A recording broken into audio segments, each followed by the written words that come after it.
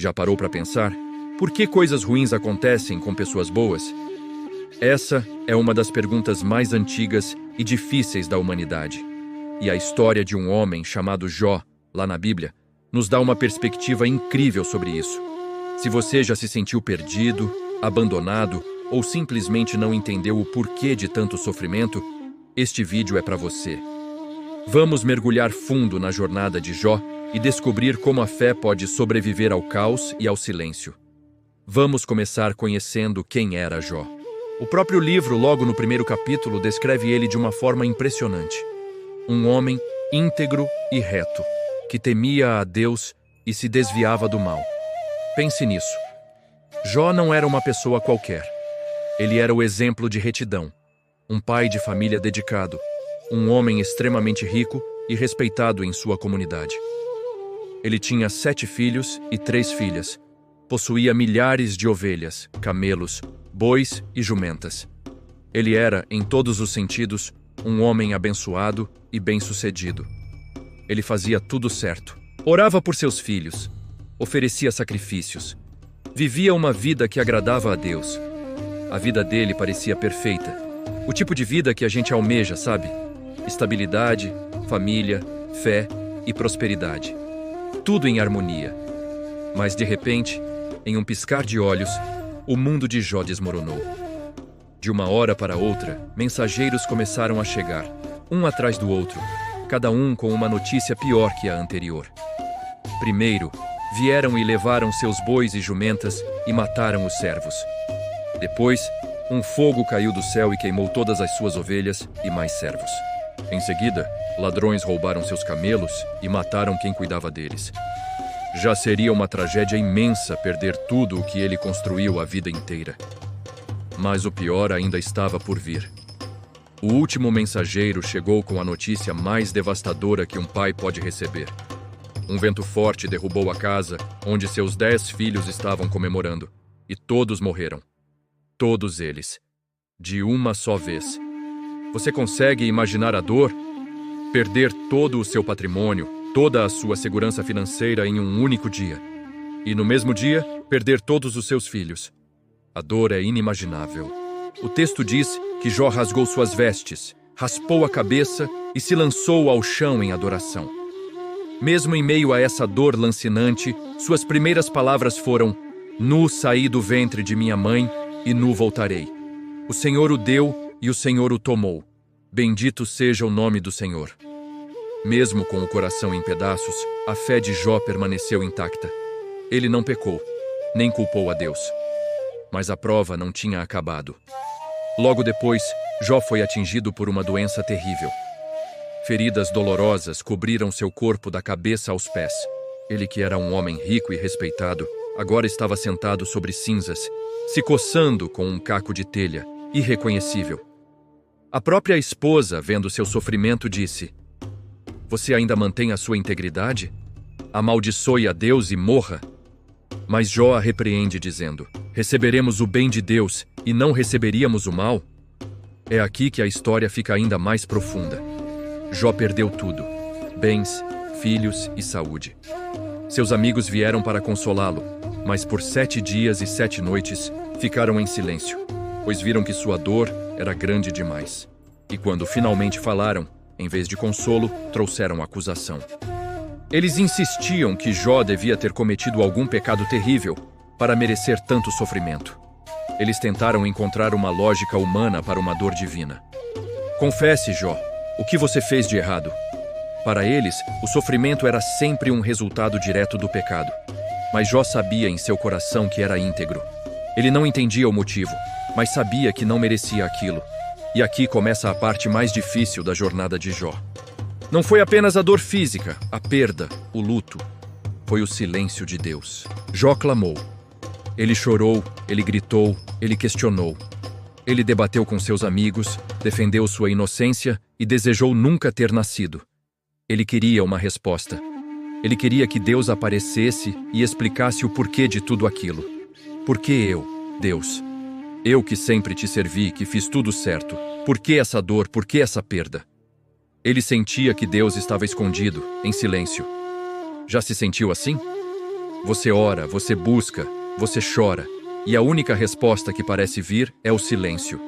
É um sentimento de abandono, de solidão. Você começa a se perguntar se Deus está mesmo ouvindo. O silêncio de Deus pode ser mais ensurdecedor do que qualquer tempestade.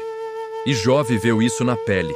Ele se sentia injustiçado, mas mesmo no auge do seu desespero, em meio a toda a confusão e dor, ele declara uma das frases mais poderosas de toda a Bíblia.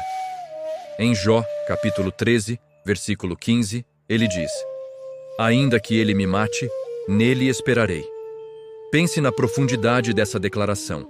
Mesmo que a minha situação não mude, mesmo que a dor não passe, mesmo que eu morra aqui, nesse sofrimento, a minha esperança e a minha confiança continuarão nele. Isso é fé em sua forma mais pura e radical. Não é uma fé baseada em circunstâncias, em bênçãos ou em respostas. É uma fé baseada em quem Deus é. Jó não entendia o porquê, mas ele escolheu confiar em quem. Ele decidiu permanecer fiel, mesmo sem entender o processo. Ele nos ensina que o silêncio de Deus não significa ausência ou abandono. Muitas vezes, o silêncio faz parte do processo. É no silêncio que o nosso caráter é forjado, que a nossa fé é purificada. É fácil crer quando tudo vai bem. O verdadeiro teste vem quando o céu se cala e o chão some sob nossos pés. A história de Jó nos mostra que a vida pode desmoronar, mesmo quando estamos fazendo tudo certo. Nem todo sofrimento é punição por um erro. Às vezes, passamos por vales profundos que não conseguimos explicar. E tudo bem não entender. Jó não entendeu. Mas ele não desistiu. Ele continuou buscando a Deus, mesmo que em meio a questionamentos e lágrimas. E depois de muitos capítulos de angústia, debate e silêncio, finalmente, Deus responde. Mas a resposta de Deus não é a que Jó esperava. Deus não deu a Jó uma lista de motivos. Ele não explicou o acordo celestial que aconteceu nos bastidores. Em vez disso, Deus se revela a Jó em toda a sua soberania e majestade. Ele faz perguntas a Jó. Onde você estava quando eu lancei os fundamentos da terra? Você já deu ordens amanhã ou mostrou à alvorada o seu lugar? Deus mostra a Jó o quão grande e poderoso ele é, e o quão limitado é o entendimento humano. A resposta de Deus não foi uma explicação, foi uma revelação de si mesmo. E isso foi o suficiente para Jó. Ao ver a grandeza de Deus, a dor de Jó não desapareceu, mas sua perspectiva mudou. Ele percebeu que não precisava entender o porquê quando conhecia o quem. Ele responde a Deus: "Meus ouvidos já tinham ouvido a teu respeito, mas agora os meus olhos te viram." O encontro com Deus transformou sua dor. Ele se arrependeu de sua tentativa de entender tudo e simplesmente confiou na soberania divina. E qual o resultado dessa jornada de fé inabalável? O final da história é tão impactante quanto o começo. Em Jó, capítulo 42, lemos que depois de tudo isso, o Senhor restaurou a sorte de Jó. E não apenas restaurou, ele deu a Jó o dobro de tudo o que ele tinha antes. O dobro de ovelhas, de camelos, de bois. E Deus lhe deu mais 10 filhos, 7 filhos e 3 filhas. E a Bíblia faz questão de dizer que em toda a terra não se acharam mulheres tão formosas como as filhas de Jó. Ele viveu mais 140 anos e viu seus filhos, e os filhos de seus filhos, até a 4ª geração. A restauração foi completa. Mas a maior lição não é a restituição em dobro. A maior lição é que a dor não é o fim da história quando a fé permanece. A jornada de Jó nos ensina que podemos questionar, podemos chorar, podemos não entender, mas não podemos desistir de Deus. Ele continua no controle, mesmo quando tudo parece fora de controle. O silêncio dele não é abandono. É parte de um processo que muitas vezes não compreendemos. Se você está passando por um deserto, por um tempo de silêncio, lembre-se de Jó. Apegue-se à sua fé. Confie que, mesmo que você não entenda o porquê agora, o Deus que te ama está tecendo um propósito maior em meio à sua dor. A sua história, assim como a de Jó, pode terminar com restauração e com um conhecimento muito mais profundo de quem Deus é. A dor é temporária, mas a glória que vem depois da prova é eterna. Não desista. Espere em Deus. Obrigado por assistir até aqui. Se essa mensagem tocou o seu coração, deixe seu like, compartilhe com alguém que precisa ouvir isso e se inscreva no canal para mais reflexões como esta. Deixe nos comentários uma experiência em que sua fé foi testada e como você a superou. Vamos construir uma comunidade de apoio aqui. Até a próxima!